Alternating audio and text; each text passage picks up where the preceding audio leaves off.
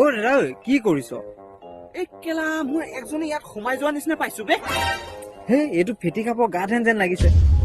অ কেলা তাই নিচিনা দেখাত একেই বে।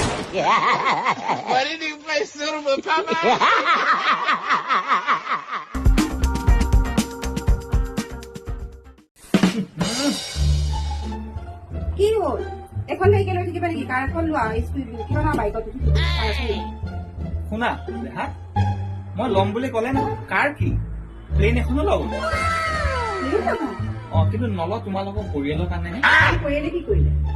আজি চোৱা এই বাইকখন লৈ মই ৰাস্তাৰে গৈছো, প্লেনখন লৈ যদি তোমালোকৰ পৰিয়ালৰ ঘৰৰ ওপৰে যাম তেতিয়া কব কি যে মোৰ ঘৰৰ ওপৰে গ'ল, মাত এষাৰো নলগা।